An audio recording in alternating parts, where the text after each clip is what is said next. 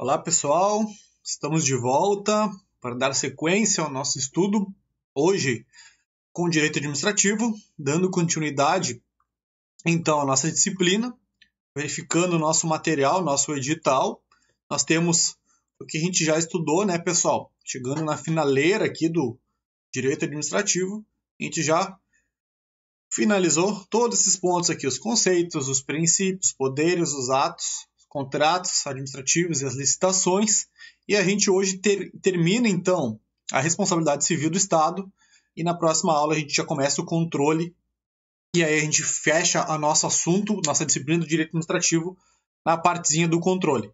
Ressaltando, né, pessoal, em relação aos contratos e licitações, que vocês façam questões dessa matéria, leiam o material, porque realmente dentro da nossa disciplina aqui, a meu ver, é o assunto mais difícil para a nossa prova. Então, já ressalto para vocês que isso vai demandar um pouquinho mais de aprendizado, de estudo, em relação a essa partezinha das licitações e contratos administrativos. Certo, pessoal? Vamos pegar nosso material, nossa aula do dia 33, começando no direito constitucional, nossa apostila do Tenente Rogério, e a gente retorna, então, para finalizar hoje o direito administrativo, responsabilidade civil do Estado. Mais uma vez, pessoal, como é de costume, peço para quem ainda não fez aquela micro revisão, aproveite o momento agora, pause no vídeo e bora revisar o que a gente já estudou ou da onde vocês estão na revisão de vocês. Espero que vocês estejam acompanhando as revisões à medida que a gente vai estudando a disciplina do direito administrativo, tá? Eu estou pedindo para vocês revisar agora, antes dessa aula, o direito administrativo, que é a matéria que a gente vai dar início agora. Então, peço que continuem a revisão da onde vocês pararam, conforme eu já venho explicando nas aulas anteriores, ou se tiver com a revisão em QAP em dia, revisa a aula anterior da responsabilidade civil, que foi que a gente estudou. Combinado? Então, pessoal, a partir da premissa de que vocês já realizaram essa revisão dos 15 minutos, a gente dá início aqui em relação às hipóteses de exclusão da responsabilidade da administração pública. Gente, quando a gente estuda a responsabilidade da administração, a gente viu ali que a nossa responsabilidade é baseada na teoria do risco administrativo, correto? E vimos também a Constituição Federal, no artigo 37, parágrafo 6º, que a responsabilidade civil do Estado é objetiva. E quando eu falo Estado, pessoal, eu não falo somente os entes públicos, União, Estado, Distrito Federal e territórios e municípios. Eu estou falando também dos entes privados, porém aqueles que prestam um serviço público. O exemplo do Correio, pessoal, que é uma empresa privada, uma empresa pública de natureza privada, que presta um serviço público. O exemplo da Caixa, que eu falei para vocês, quando realiza um empréstimo habitacional, certo? Então, é uma empresa privada. No caso da Caixa, também é uma empresa pública. O Banco do Brasil também, que é uma sociedade de economia mista, também tem créditos habitacionais que prestam serviços públicos. Então, a responsabilidade, conforme a gente viu, vai ser objetiva, baseada em qual teoria? A teoria do risco administrativo. Por essa teoria, pessoal, a gente tem, diferente da teoria do risco integral, que a gente também já estudou, que é aquela teoria que não prevê nenhuma hipótese de isenção de responsabilidade. Então, dessa forma, a teoria do risco administrativo, conforme eu coloquei no material para vocês, é menos vantajosa para a vítima.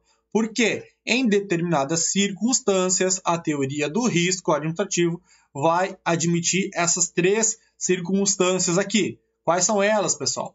Culpa exclusiva da vítima, cuidado, não é culpa privativa, nem culpa concorrente, pessoal, é culpa exclusiva da vítima. Por que eu estou falando isso? Porque a culpa concorrente, por exemplo, é uma hipótese que pode atenuar a responsabilidade, mas não excluir, ok? Então tenham atenção em relação a isso. Caso fortuito ou força maior, ou seja, eu tenho um evento da natureza, caso fortuito, é um terremoto, uma árvore que destrói alguma coisa, ou a força maior é um evento humano, né, pessoal? Ou mesmo a culpa de terceiro. Então, nessas três circunstâncias, se verificado a quebra do nexo causal, o que é o nexo causal, pessoal? Quando a gente estudou os elementos da responsabilidade na aula anterior, a gente viu que na responsabilidade objetiva eu tenho três elementos. A conduta, né, do agente, seja ela omissiva ou comissiva, né, uma ação, uma omissão, a conduta, o nexo causal entre a conduta e o resultado, certo? Então tem nexo causal entre a conduta praticada pelo agente público e o resultado que ele causou, o prejuízo que ele causou em relação ao terceiro. Eu tenho esse nexo causal. Então, essas hipóteses, pessoal, que a gente está vendo aqui, são circunstâncias em que afastam esse nexo causal. Como, por exemplo, aqui o primeiro, a culpa exclusiva da vítima. Aquele exemplo que eu falei para vocês na aula anterior. Estou dirigindo a viatura em velocidade compatível com a via, policiamento ostensivo, com o giroflash ligado, não estou em ocorrência, estou patrulhando no bairro, na cidade, na área central, me aparece um 18 lá e se joga na frente da viatura. Quer matar, um suicida, se joga na frente da viatura. Culpa exclusiva da vítima, né, pessoal? Sem dúvidas, não tem como responsabilizar o agente público, né, o funcionário público que estava dirigindo, atentando, né, cuidando essa questão aqui da velocidade, respeitando, né, pessoal, os princípios ali da condução no trânsito, né, respeitando os princípios ali do nosso trânsito, ali, do nosso dia a dia, né. Então, culpa exclusiva da vítima ocorre quando o prejuízo é uma intenção deliberada do próprio prejudicado. Ou seja, são casos em que a vítima utiliza a prestação de serviço público para causar um dano a si própria. Por exemplo, suicídio em estação de metrô, pessoa que se joga na frente da viatura para ser atropelada. Tá? Então, são circunstâncias, pessoal, que afastam o nexo causal. Porque eu tenho um dano, certo? Houve uma morte ali, mas aquele dano não é proveniente da conduta do funcionário público. Então, não teve uma relação de causalidade entre a conduta do servidor e a morte que ocorreu, no caso, o suicídio. Então, pessoal, observação. Não é cabível a invocação de culpa ou dolo exclusiva da vítima em hipótese de suicídio no detento. Eu já adiantei aqui, pessoal, a gente vai ver mais adiante nas hipóteses de responsabilidade por atos omissivos. É quando o Estado deixa de fazer alguma coisa. No caso, pessoal, a gente tem aqui uma circunstância em que o Estado é garantidor.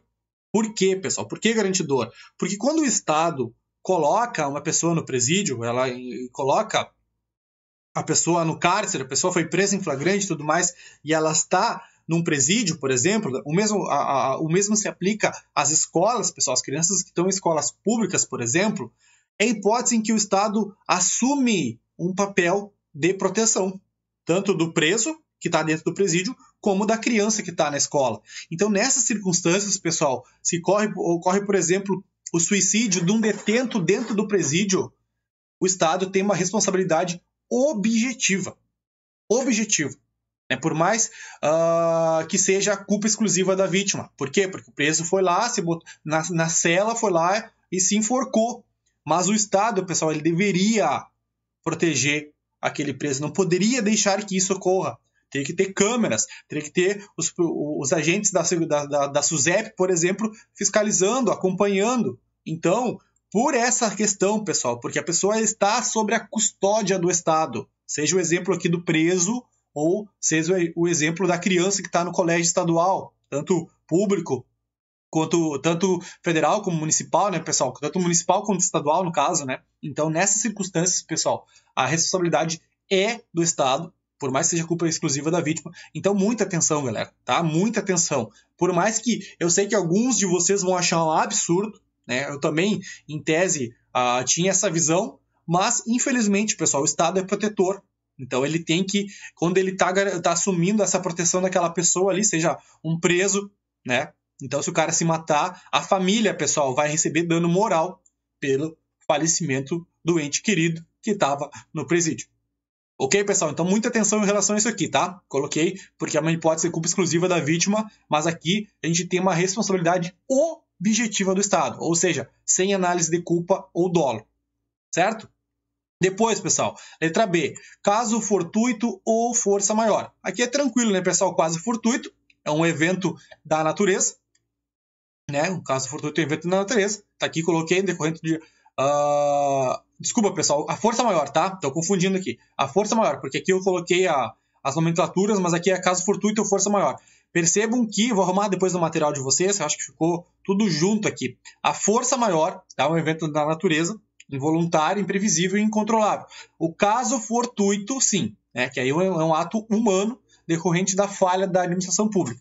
A força maior, o próprio nome já diz, né, pessoal? Força maior, né? Provém de algo que a gente não poderia evitar. Então, rompe o nexo de causalidade. O exemplo, a questão ali de uma erupção, de um vulcão, são exemplos bem loucos, assim, da doutrina. Mas um exemplo mais comum, daqui a pouco, que a gente pode colocar no nosso material, a questão do terremoto, a questão do incêndio, né, pessoal, acidental que ocorre, né? Mas o incêndio acidental possivelmente vai estar atrelado aqui a um ato humano, né? Muitas vezes, na maioria das vezes, um ato humano, que seria um caso fortuito aqui nessa hipótese, tá? Então, nessas duas circunstâncias, pessoal, tanto força maior como o caso fortuito, né, são hipóteses que excluem a responsabilidade. Depois eu vou arrumar no material que eu coloquei tudo junto aqui, tá? Porque aqui, esse conceito que está trazendo aqui, essa partezinha que eu estou mostrando para vocês, ok? Esse conceito daqui é o exemplo só da força maior, tá? O exemplo do caso fortuito está aqui embaixo, que é o dano decorrente de um ato humano ou falha da administração, que traz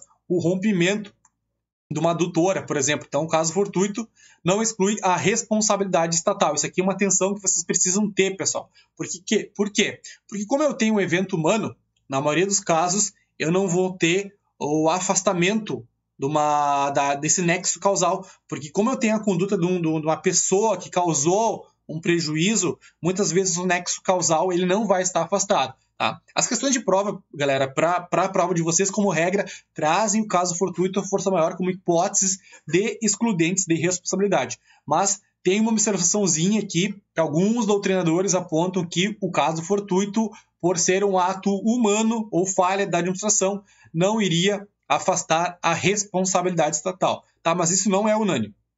Mas, infelizmente, é o que a gente tem que ter para a prova, pessoal. O direito, às vezes, ele é meio complexo nesse sentido. Depois, gente, culpa de terceiro. O que ocorre aqui na culpa de terceiro? É um ato decorrente de uma pessoa que não é usuário de serviço público, que não é um agente público, mas que traz um dano a alguém. Então, o exemplo mais comum aqui, gente, é os atos de multidão. Por exemplo, aquela circunstância de uma briga de torcida.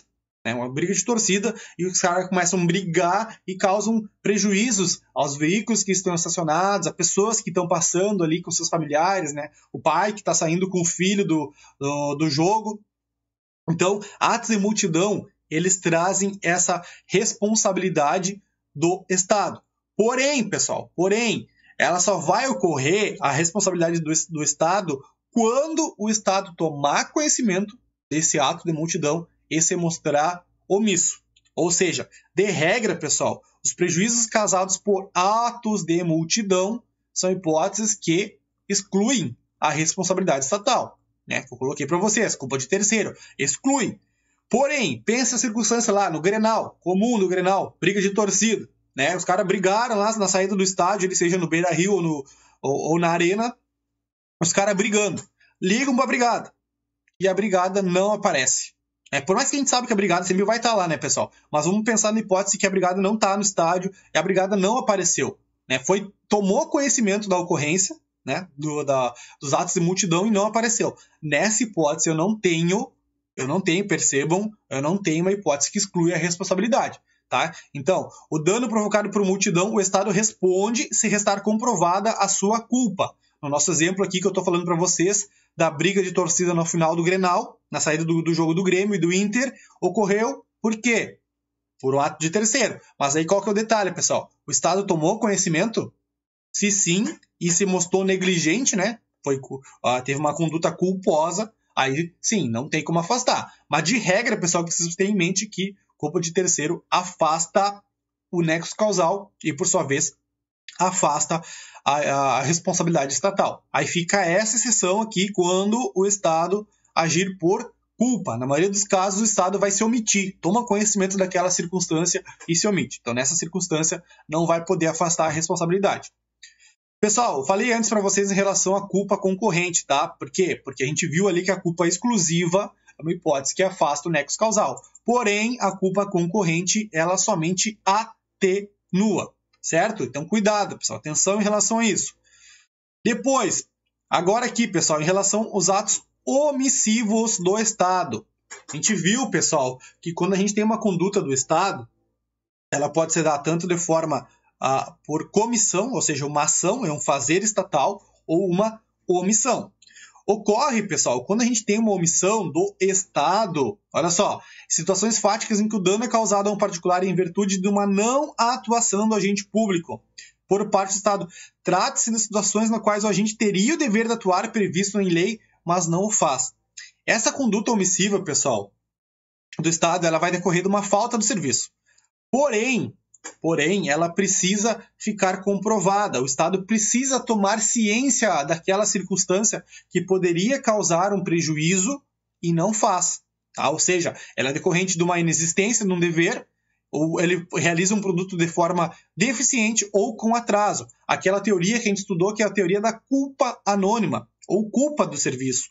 O Estado agiu com culpa porque deixou de fazer algo que deveria fazer. Aquele exemplo que eu dei para vocês na aula anterior, a respeito do buraco em via pública. O buraco na rua, ali na rua principal da cidade, e já foi avisado o município, já foi avisado o prefeito, já foram até na rádio, e os caras não arrumam. Então o Estado se mostrou inerte, ele deixou de fazer alguma circunstância.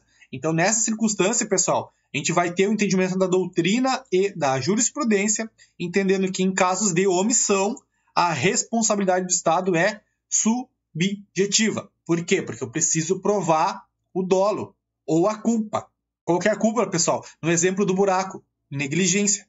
O Estado não foi arrumar o buraco que deveria ter ido consertar. Então, o particular vai ter que provar que o Estado foi negligente. Foi negligente. Os caras foram na rádio, as pessoas do bairro foram na rádio, avisaram o prefeito, foram nas redes sociais e simplesmente a prefeitura ignorou aquela circunstância. Aí uma criança de bicicleta passou, caiu no buraco e faleceu.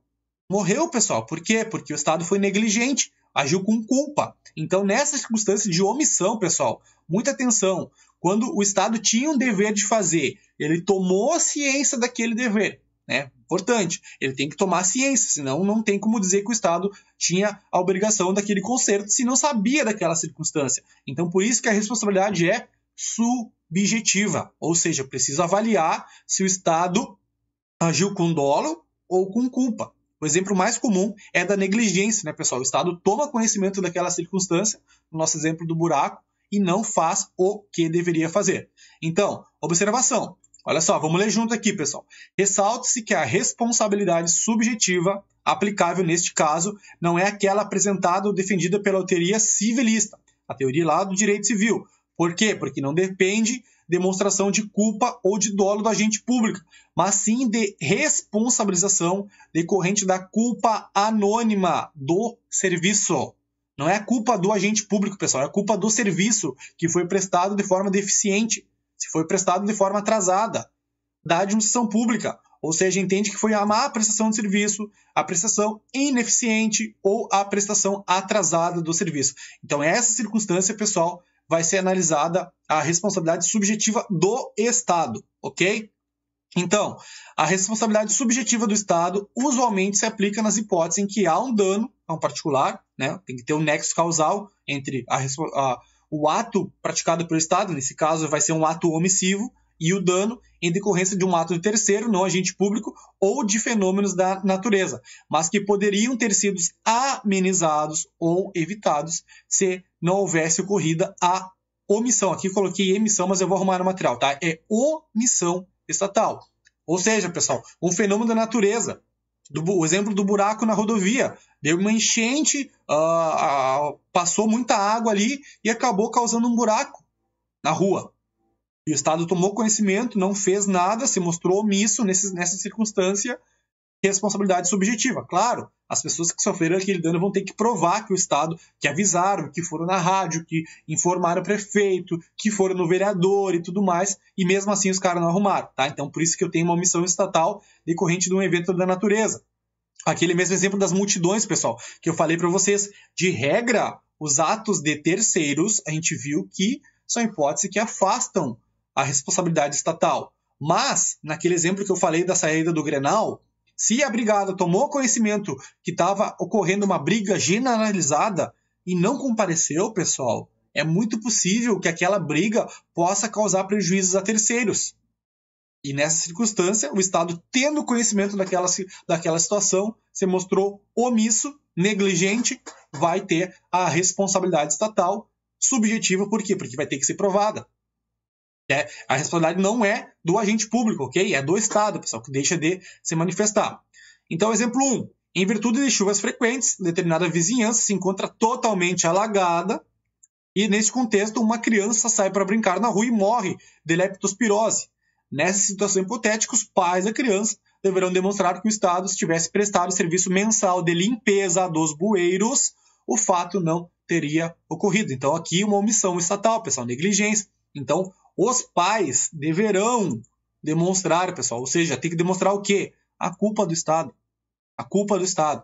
Aqui o exemplo em relação a pessoa que é assaltada num arrastão. A regra geral é que não há o dever de indenizar por ato de terceiro, que eu falei para vocês antes ali. A regra é, da mesma forma que a culpa exclusiva da vítima, a gente tem a circunstância que afasta o nexo causal e ausente a responsabilidade civil. Porém, se em uma rua os assaltos são frequentes e o Estado ciente deste fato, pessoal, isso aqui é importante, ó, o Estado precisa tomar ciência daquela circunstância. Se omite, nessa hipótese, há o descumprimento do dever legal e é possível a indenização. Ou seja, eu tenho uma responsabilidade presente, o elemento que define essa responsabilidade, que é a omissão estatal decorrente de uma circunstância que ele tomou conhecimento.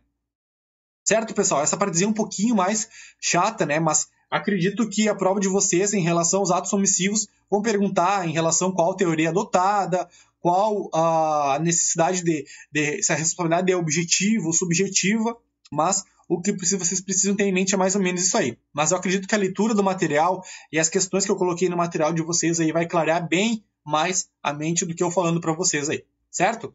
Depois, pessoal, responsabilidade por omissão e teoria do risco criado ou suscitado. Isso aqui eu coloquei a título de ilustração, pessoal, porque eu acredito que essa parte é um pouquinho mais aprofundada. Como assim?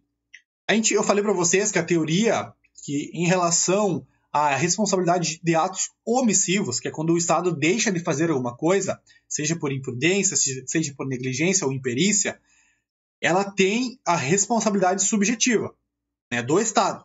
Provar não do agente público, do Estado. Né, o Estado que se mostrou inerte. Né, o Estado como um todo, tá, pessoal? Então não foi o agente público que fez uma conduta dolosa ou culposa. Não foi obrigada que dirigindo a viatura e mexendo no celular causou um dano a terceiro. Certo? Eu tenho uma conduta do Estado que deixou de fazer algo tendo tomado conhecimento daquela circunstância que ele deveria ter agido e não o fez. A responsabilidade é subjetiva. Por quê? Porque é o exemplo que eu falei para vocês antes aqui, que o pai, né, vai ter que mostrar, vai ter que comprovar que o Estado realizou o serviço de forma mal, tá? Realizou de forma errada o serviço. O serviço foi mal prestado, foi prestado de forma ineficaz. Então, responsabilidade subjetiva. Certo, pessoal? Ponto final. Porém, né, como tudo no direito tem a exceção, a gente tem a hipótese aqui da teoria do risco criado. Que nada mais, pessoal, aquele exemplo que eu falei para vocês em relação aos detentos, que o Estado realiza uma situação de custódia. Custódia. Nesta hipótese, pessoal, de custódia, o exemplo do preso, do suicídio do preso, o exemplo da escola pública municipal, por exemplo, em que a criança se machuca, se lesiona no pátio, no recreio, pessoal. Então, nessa circunstância, a responsabilidade é objetiva. Ou seja, pessoal, eu só preciso comprovar o dano, o nexo causal e a conduta estatal. No caso, uma conduta omissiva. Então, muita atenção, pessoal. O que a gente tem de regra? Atos omissivos do Estado, responsabilidade subjetiva. Certo? Tem que comprovar a culpa ou dolo do ente estatal. Certo? Exceção, situações de custódia, em que o Estado tem o dever de proteger aquela pessoa. No caso do preso, no caso da criança que está na escola pública, responsabilidade subjetiva. Tá, pessoal? Façam as questões que vocês vão entender um pouquinho melhor em relação a isso aí. A gente fala em teoria do risco criado, pessoal, por quê? Por que é o risco criado? O Estado, quando realiza a custódia daquele preso, ou realiza a custódia daquela criança que está na escola pública, ela cria para si a responsabilidade, o dever de proteger aquela criança, o dever de proteger aquele preso. Certo? Então, por isso que é a teoria do risco criado. O próprio Estado assume o risco de proteção. Ok? Então, exemplo, mais comum, imagine a situação em que um detento foge e assalta, tá? E na fuga a casa do lado do presídio. Atenção, tá, pessoal? Do lado do presídio, gerando grandes prejuízos a uma família que ali reside. O Estado deve, tá? Deve, não é pode, é deve, um dever, ser responsabilizado de forma objetiva, em razão do risco causado à vizinhança quando assumiu construir o prédio naquela região residencial e não cuidou da segurança necessária. Então, nessa circunstância, pessoal, situação de custódia, o Estado deveria ter realizado a custódia, não poderia ter deixado o preso fugir, os brigados que realizam a guarda externa do presídio não poderiam ter deixado o preso fugir, o cara fugiu e, em ato contínuo, o cara saiu do presídio, ele já realizou um assalto na residência do lado do presídio. Ok? Do lado do presídio. Então, nessa circunstância, o Estado vai responder de forma objetiva. Mas cuidado, pessoal. Cuidado. Por quê? Porque é uma circunstância automática que se deu de forma contínua. Então, o cara fugiu ali do presídio, pulou o muro, pulou a grade, pulou os arame farpado e, imediatamente após esse momento, ele realizou um furto, um assalto, matou alguém em ato contínuo, né, pessoal? Em questão de segundos, de minutos, né? Um ato muito próximo do outro. Por que eu estou falando isso? Porque se porventura a fuga do detento ocorre e o delito cometido por ele se dá em um local muito distante do presídio, ou muito tempo depois, pessoal, o cara fugiu do presídio e aí uma semana, 2 semanas depois começou a assaltar. Então, nessa circunstância, eu não posso ter a responsabilidade estatal. Por quê, pessoal? Porque se pensem vocês, se os caras que fogem do presídio, o Estado vai ter que arcar com todos os crimes que eles vierem cometer no momento em que eles estão foragidos. Aí o Estado ia quebrar, né, pessoal? Então, a atenção que a gente tem em relação a esse momento, né, momento que é relacionado imediatamente após a fuga. Né? Depois, passou um determinado tempo ou uma determinada distância, já não tem mais nexo causal em relação ao prejuízo e o fato que ocorreu em relação à custódia do preso que o Estado deveria proteger. Tá? Então, esse aqui é um exemplo, pessoal, e o outro exemplo é em relação aqui ao suicídio do preso que eu falei para vocês. Então, são exemplos de custódia estatal. Tá? Uma vez me perguntaram, pessoal, durante a faculdade ainda, nem foi para mim, foi para a professora, como é que fica a situação das pessoas que são assaltadas na rua? Que se o Estado não deveria ser responsabilizado por isso, se a pessoa que tem seu celular furtado, que tem seu carro furtado, ou carro roubado, né, a hipótese da 0527, se o Estado, né, não deveria responder por isso aí. Gente, isso é lógico. O Estado e nós, policiais militares, temos muito conhecimento em relação a isso, que não tem como a gente estar em todos os lugares a todo momento. É impossível isso ocorrer. Porém, pessoal, qual que é a circunstância aqui para ver a responsabilidade do Estado? É o que eu falei para vocês ali em relação a esses atos de multidão, né? Onde é que tá? Aqui os atos de multidão, atos delinquentes. Se o Estado tem o conhecimento que naquela região, que naquela rua, que naquele bairro, que naquele horário ocorrem muitos assaltos, é dever do Estado, então, intensificar o patrulhamento ostensivo naquela ocasião, naquela rua, naquele momento.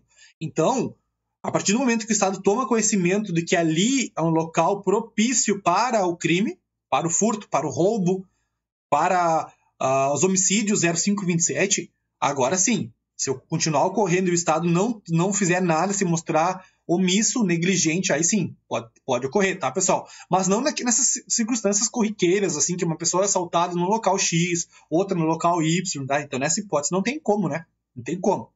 Então, para finalizar essa relação de custódia, lembrando a hipótese do detento, a hipótese dessa circunstância em que o cara foge do presídio e imediatamente causa um assalto ou causa um prejuízo a terceiro, e a hipótese lá das crianças, né, ou dos adolescentes que estão em escolas públicas, são circunstâncias em que a responsabilidade vai ser objetiva, atrelada a essa situação de custódia por parte do Estado. Beleza, pessoal? Seguindo, reparação do dano, tá? Isso aqui, a reparação do dano é aí que a gente está estudando, tá? Ocorreu um dano a terceiro, seja de forma omissiva ou comissiva, é possibilitado pelo terceiro prejudicado que possa pleitear, tanto na via administrativa como judicial, a reparação do dano a que tem direito. Pessoal, a hipótese mais comum que eu coloquei para vocês aqui é via judicial, né? Normalmente na via administrativa é difícil o ente público ressarcir a pessoa. E dentro dessa reparação, o entendimento dos tribunais superiores é que é possível, inclusive, o sujeito solicitar um dano moral, material ou estético, né? Antigamente o entendimento era só o dano moral. Atualmente, o entendimento que prevalece em que eu posso solicitar tanto um dano moral, o dano material, que é aquele prejuízo que eu sofri, né, pessoal? Aquele bem que eu perdi, o meu carro que foi furtado, o prejuízo que eu sofri, as lesões corporais, né, em relação ao dano estético, né, fiquei com a cara deformada e tudo mais. Então, o entendimento atual é no sentido de que é possível acumular, tá? Isso aqui, só para vocês terem conhecimento, tá, galera? Não tem muito incidência nas provas de concurso, são mais relacionadas a concursos de ensino superior. Gente, olha só, responsabilidade do agente público. O que é importante aqui em relação ao agente público? Nada mais, né, pessoal, que a nossa conhecida ação de regresso, né? É a partezinha final do parágrafo 6º aqui do artigo 37 da Constituição Federal, ou seja, direito de regresso contra o responsável nos casos de dolo ou culpa. Então, o que a gente tem, pessoal? A vítima cobrando do Estado por meio de uma responsabilidade objetiva, ou seja, sem análise de dolo ou culpa, apenas os 3 elementos. Quais são eles? Conduta, resultado e nexo causal, e depois o Estado sendo responsabilizado por o dano que o terceiro praticou, agente público ou particular em colaboração, prestando um serviço público, tem um direito de regresso em relação ao agente público. Agora, o direito de regresso, né, pessoal, sempre é analisando dolo e culpa do agente público. Não esqueçam isso, ok? Ponto importante, pessoal, né? Ponto importante em relação se é possível a vítima, o terceiro prejudicado, acionar diretamente o funcionário público, o agente público que causou um dano. Nós tivemos uma circunstância na nossa região aqui, com certeza o colega que vai estar nos assistindo aí adquiriu o nosso curso, então ele vai saber que é com ele. Um abraço para ele, inclusive, não vou dizer o nome dele para não queimar o filme, mas ocorreu uma circunstância, pessoal, aqui na região, em que o colega dirigindo a viatura, ele acabou, eu não sei se estava em ocorrência ou não, mas ele acabou colidindo com o veículo de um particular, de um terceiro. E o que ocorreu? Na circunstância, pessoal, o particular entrou com uma ação contra o colega, diretamente contra o colega. Nem entrou contra o Estado do Rio Grande do Sul, foi direto contra o colega. Eu nem sei se ele chegou a pagar ou não na época. Então, o que ocorre, pessoal? Tinha uma discussão muito forte nos tribunais superiores se poderiam, então, o particular lesado entrar com ação contra o funcionário público. No nosso exemplo ali, contra o brigada diretamente, ou então contra o Estado. O que ocorre, pessoal? A gente não estuda a administração pública, né? A administração pública como um todo, tanto ela direta como indireta, então a gente não estuda a teoria do órgão. Mas resumindo, pessoal, o que é a teoria do órgão?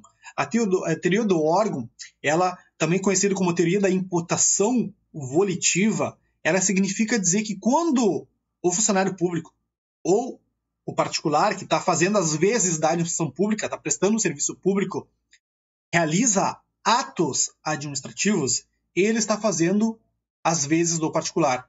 Não é o sargento Rubim que está multando alguém. É o Estado.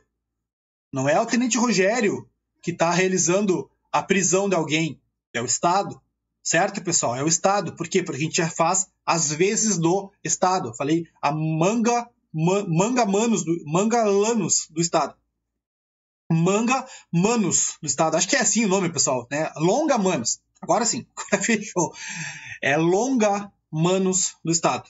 Tipo, é a mão longa. Em latim, né? Latim é difícil de falar, então às vezes eu erro o latim.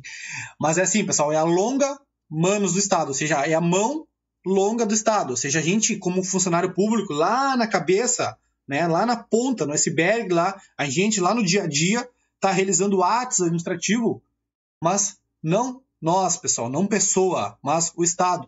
Por quê? Porque é relacionado à teoria do órgão. Nós, funcionários públicos, somos uma pequena parte do órgão que é o Estado. Então, inclusive, o professor, o Otto Gierke, ele faz essa relação, que os funcionários públicos compõem um órgão que seria, no exemplo dele, o corpo humano. Ou seja, o Estado é o corpo humano. Né? Não a pessoa física, o Estado é o corpo humano. Então, o agente público é uma mão, o outro agente público é outra mão, aí depois um outro agente público é uma perna, e assim por diante. E tudo isso, pessoal, quando a minha mão pratica um ato, não é a minha mão isolada que está praticando o ato. É eu, meu corpo humano. Então, essa é a relação da teoria do órgão. Não sei se vocês conseguiram me entender. Entendeu? É a questão da longa manus do Estado. Ou seja, pessoal, quando o colega bateu no veículo particular, não foi o colega que bateu. Foi a Brigada Militar. Foi o Estado do Rio Grande do Sul. Então, logicamente, aquela pessoa que teve o seu prejuízo, o seu veículo danificado, precisa ingressar com ação judicial contra o Estado. Certo, pessoal? E aqui é o que diz o entendimento do Supremo Tribunal Federal, que traz uma dupla garantia. Né? Rejeitar a propositura de ação penal, de ação indenizatória per saltum. O que significa, pessoal? A vítima aqui ingressando diretamente ao agente público. Isso é per saltum. Porque primeiro eu tenho Estado, pessoal. Eu tenho Estado no meio. Então não pode ingressar diretamente contra o agente público. Inclusive o STF fala em dupla garantia. Uma em favor do Estado, né, que poderá recuperar o valor pago à vítima numa eventual ação de regresso, se comprovado dolo ou culpa do agente público, e uma em relação ao agente público, no sentido de que ele não pode ser acionado diretamente pela vítima. Por quê? Porque ele está exercendo uma função pública. Teoria do órgão. Ele é o órgão Estado do Rio Grande do Sul, Brigada Militar, Estado do Rio Grande do Sul. Certo, pessoal? Então isso aqui não é possível. O STJ tinha um posicionamento isolado, eu acredito que foi por isso que o juiz, na época, aceitou a propositura, no caso do nosso colega que eu falei para vocês aí. Então, o STJ tinha um entendimento isolado, pessoal, que isso seria possível em face do agente público. Então, surgiu toda uma controvérsia em relação a isso. Isso no ano de 2014 ainda. Tá? Até eu trouxe o exemplo aqui, que a vítima poderia cobrar direto do agente público. No nosso exemplo ali do Brigada. Porém, o entendimento do STJ ele não era majoritário, pessoal. Não era majoritário. Inclusive, as provas de concurso público exigiam o entendimento do STF. Agora, essa celeuma não existe mais. Por quê? Porque em 2019, mais especial aqui, dia 14 de agosto de 2019, o Supremo Tribunal Federal bateu o martelo. Não pode, pessoal. A Corte Suprema entendeu pela ilegitimidade do servidor para figurar na ação de responsabilidade civil contra o Estado. Ele só pode figurar, pessoal, na hipótese de uma ação de regresso. A vítima obrigatoriamente precisa ingressar com ação judicial contra o Estado. Se porventura ocorrer com algum de vocês isso, pessoal, vocês vão ter que ter um advogado bom, é claro, né? Que aí vai ter que alegar essa hipótese de ilegitimidade. Tem que entrar contra o Estado. Opa, não, negativo. Primeiro entra com o Estado. Depois, se ficar comprovado que eu agi com culpa ou com dolo, o Estado é que me cobre de mim.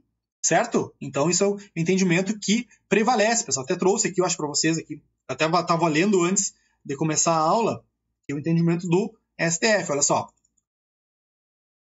14 de agosto de 2019. Ó. Danos causados a terceiros por agentes públicos no exercício da função são de responsabilidade de quem? Do Estado. Beleza, pessoal? O STF, no dia 14, entendeu isso aqui. Por unanimidade dos votos, a Corte deu provimento ao recurso extraordinário, que corresponde ao tema 940 da repercussão geral. Então, hoje, pessoal, o entendimento não tem mais controvérsia, certo? O STF que pacificou isso aqui. Beleza? Não pode mais cobrar do Brigada aí. Ok?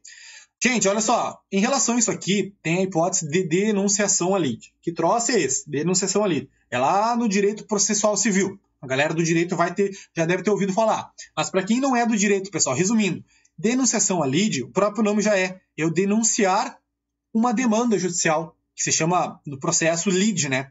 Então, eu denunciar a quem, pessoal? Eu chamar alguma pessoa que causou um prejuízo para participar do processo.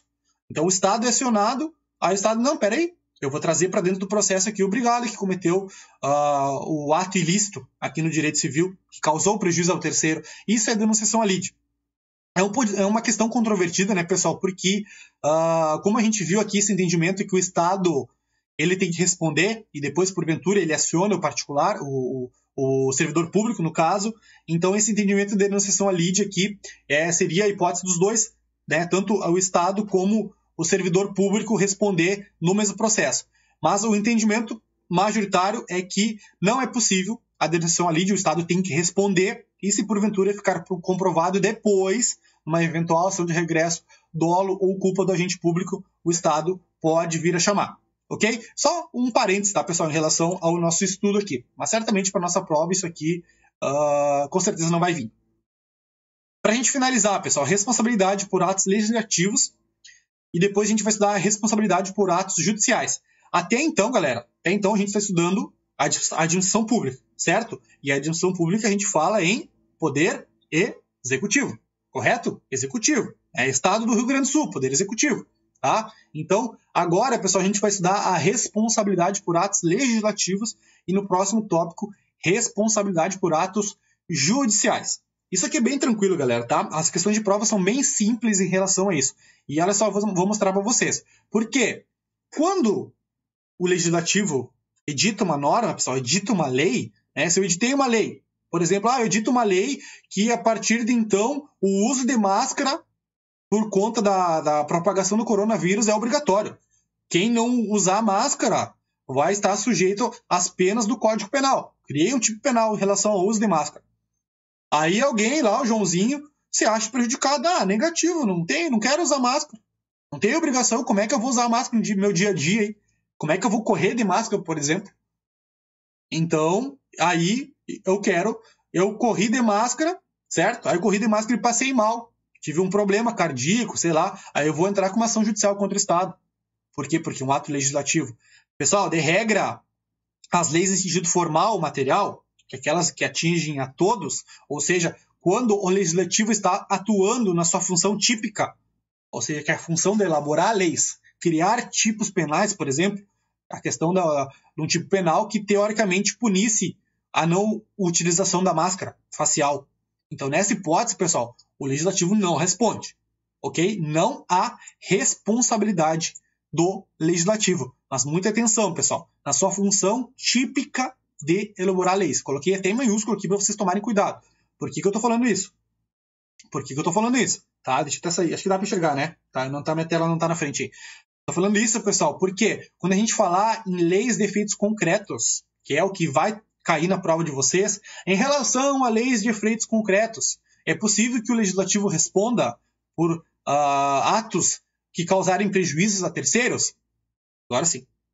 Tá? Então, função típica, tenha em mente, função típica do legislativo de elaborar leis, negativo, não responde. Porém, pessoal, quando ele edita atos de efeitos concretos, até trouxe um exemplo aqui em que a administração pública ela edita uma norma para regular um determinado terreno, dizendo que esse terreno privado, a partir de agora, ele é de utilidade pública. Como assim? Eu preciso construir um hospital nesse teu terreno aí. Então, eu vou ter que desapropriar. Vou desapropriar. Tá? Então, editei uma norma, né? Na verdade vai ser um ato administrativo, e vou dizer que aquele terreno ele é de utilidade pública, porque eu preciso daquele terreno para construir um hospital, para construir uma escola. Então, nessa hipótese, eu tenho um ato de efeito concreto. Por que concreto, pessoal? Porque estou atingindo diretamente aquela pessoa ali que é a proprietária do imóvel. Então, nessa hipótese, é possível que ocorra a responsabilidade objetiva. Por quê? Porque é um verdadeiro ato administrativo, né? A desapropriação é um ato administrativo. Ok? Então, pessoal, muita atenção em relação a isso. A regra é que os atos legislativos, na sua função típica, não geram dever de indenizar, não gera responsabilidade do Estado. Exceção, atos de efeitos concretos. Ok? Sem muita frescura, pessoal. É isso aí. Tá? Sem muita enrolação para não confundir vocês. É isso que vocês precisam saber. Depois, pessoal, leis em sentido formal e material, que quando o Poder Legislativo edita as leis em sua atividade típica, que é de elaborar leis, né? Aí sim, essa responsabilidade não vai ter a responsabilidade civil. Certo, pessoal? Exceção, tá? Exceção, é possível a responsabilidade por atos legislativos desde que presente dois requisitos cumulativos. Quais deles, pessoal? Dano específico e ato declarado inconstitucional. Isso aqui é uma exceção muito específica, tá, galera? Muito específica. Eu tenho certeza que provavelmente isso não vai cair na prova. Mas, como vocês já me conhecem e sabem que eu prefiro trazer conteúdo a mais do que trazer a menos, eu vou falar isso aqui para vocês. Por quê? O exemplo aqui, ó. O exemplo vai facilitar a nossa vida. Lei X aplicou uma redução remuneratória aos servidores de uma carreira. Então eu tenho uma lei, né, pessoal? O legislativo, na sua função típica de criar leis, certo? Então criou uma lei que reduziu o salário do servidor. Porém, essa lei enseja danos aos servidores que foram atingidos, e essa lei, pessoal, ela viola o texto constitucional que diz que fala acerca da irredutibilidade de vencimentos ou subsídios no serviço público.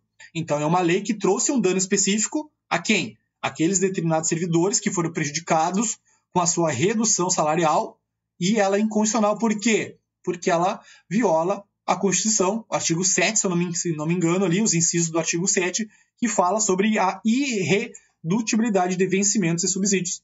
Então, agora sim, pessoal, eu tenho uma responsabilidade por um ato legislativo na sua função típica, mas é uma lei inconstitucional e causa um dano direto a uma entidade, a uma determinada classe. Tá? É diferente daquelas circunstâncias que eu falei para vocês ali do exemplo do uso de máscara, tá? Que atinge um dano a todo mundo, a coletividade, né? Uma lei de efeitos abstratos. Tá, pessoal? Fica essa observação em relação a isso. Então, muita atenção. Cuidado em relação aos atos legislativos. 2 cuidados vocês precisam ter. Primeira coisa que vocês precisam ter em mente. Regra, eu não tenho responsabilidade objetiva. Certo? Exceção. Leis de efeitos concretos, que eu dei o exemplo da desapropriação. Segunda exceção, quando tiver um dano específico e a lei foi declarada inconstitucional. Fiquem tranquilos que se cair isso na prova de vocês, que eu acho muito difícil, o enunciado da questão vai trazer isso aí e automaticamente vocês vão conseguir enxergar e já vão marcar certinho a resposta. Depois, pessoal, atos judiciais. Tá? Atos judiciais, a regra é a mesma, pessoal. De regra, os atos judiciais realizados pelo Poder Judiciário, né, pelo juiz, por exemplo, eles não causam essa necessidade de responsabilidade do Estado. Ok? A exceção vai ocorrer quando é uma hipótese de erro judiciário. Erro judiciário, pessoal. Um exemplo, quando o cara fica preso por mais tempo que deveria. O cara ficou preso mais de 30 anos, agora 40 anos, né? O Código Penal mudou com o pacote anticrime, agora o prazo máximo da pena privativa de liberdade é de 40 anos.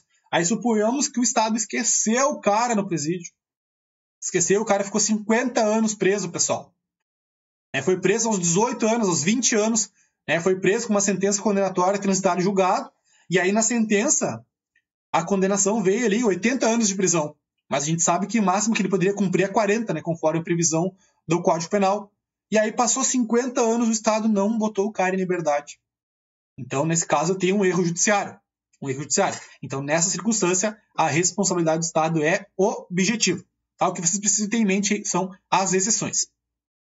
Então, olha só, a prisão além do tempo da sentença não é um ato jurisdicional, é um ato administrativo, exercido posteriormente à decisão judicial, em sede de cumprimento e execução de pena. Logo, a hipótese expressa na Constituição de responsabilidade do Estado por erro jurisdicional ocorreria nas hipóteses de prisão por erro judiciário.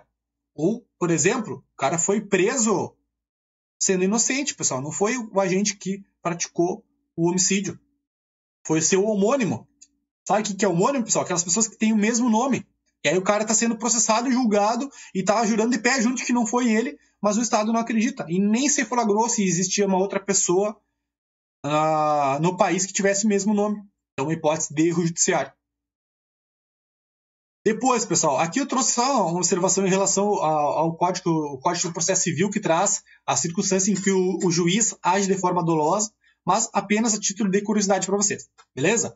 Depois, pessoal, prazo prescricional. Isso aqui volta e meia cai em prova também. Ó. Por quê? Porque o Estado, pessoal, ele tem, né, o prazo para a propositura de ação em face de um erro do Estado, uma conduta do Estado que causou um prejuízo a terceiros, ela tem um prazo. Vocês não podem a vida inteira querer acionar o Estado. Por exemplo, eu tive um dano no meu carro, né, uma viatura bateu no meu carro, e eu deixei quieto. Aí 10 anos depois eu vou entrar com ação judicial contra o Estado. Não é possível. Tem um prazo para isso. É um prazo prescricional, que é de 5 anos, né? O que está escrito aqui no decreto 20.910. Tá? O prazo de 5 anos. Então, se porventura o particular tiver um prejuízo causado pelo Estado ou pelos seus funcionários públicos, né, na qualidade de agente público, o prazo prescricional para o particular entrar com ação contra o Estado é de 5 anos. Porém, muito cuidado, né? Muito cuidado. Princípio da supremacia do interesse público sobre o privado. Em relação à ação de regresso, pessoal, acho que eu coloquei para vocês aqui. Aqui, ó, ação regressiva. Em relação à ação de regresso, que é aquela ação que o Estado pode entrar contra mim, contra o funcionário público. Essa ação de regresso ela é imprescritível. Por quê, pessoal? Porque o Estado é o todo-poderoso, né? É o chefão. Então, contra o Estado, 5 anos. A favor do Estado, imprescritível. Atenção, tá, pessoal? Muito cuidado em relação a esse tópico aí. Aqui eu coloquei em relação ao Código Civil de 2002. Por quê? Porque às vezes as provas trazem pegadinhas, pessoal. E na época em que se discutia essa questão aqui do prazo prescricional, tinha um entendimento que seria de 3 anos. Por quê? Porque o Código Civil traz que a pretensão de reparação civil é de 3 anos. Porém, pessoal, essa legislação, o decreto e a lei 9497, elas são específicas. E aí, como a gente estuda o princípio da especialidade, ou seja, lei especial derroga lei geral, né? Lei geral, no caso, seria o Código Civil, eu vou aplicar a regra da lei especial, que fala a respeito da indenização dos danos causados por pessoas jurídicas de direito público ou pessoas jurídicas de direito privado que prestam serviços públicos. Então, ou seja, a leizinha, pessoal, é muito mais específica, certo? Então, eu não uso os 3 anos do Código Civil. Cuidado, tá, gente? Questões de prova gostam de pedir prazos e eu já vi questões cobrando, né, principalmente questões da CESP, dizendo que o prazo prescricional para acionar o Estado numa ação de reparação é de 3 anos. Questão errada, prazo é 5. E cuidado em relação à ação de regresso, que é imprescritível. Feito? Pessoal, acho que nós terminamos, né? Terminamos aqui a responsabilidade civil. Beleza? Qualquer dúvida, me chame, tá? Me chame. É um tópico aqui, essa partezinha final um pouquinho mais xaropezinho, mas eu coloquei algumas questões para vocês resolverem e eu tenho certeza que com as questões, com que eu passei aqui na aula para vocês, é tranquilo matar as questões de responsabilidade civil, porque não vai vir questão elaborada para vocês, pessoal. Vai ser bem tranquilo as questõezinhas. Leiam o material de novo, leiam com calma. Se precisar, assistam a aula novamente. Aumentem a velocidade do vídeo, se eu acho que é possível. Às vezes eu falo um pouco rápido, né? Mas, se possível, aumentem a velocidade do vídeo. E qualquer dúvida, não hesitem, pessoal. Podem me chamar a qualquer hora aí. Tá assistindo de madrugada, manda um zap para mim, que assim que eu acordar, ou se eu estiver acordado, eu respondo assim que possível, certo? Um grande abraço e bom estudo para vocês, tá bom?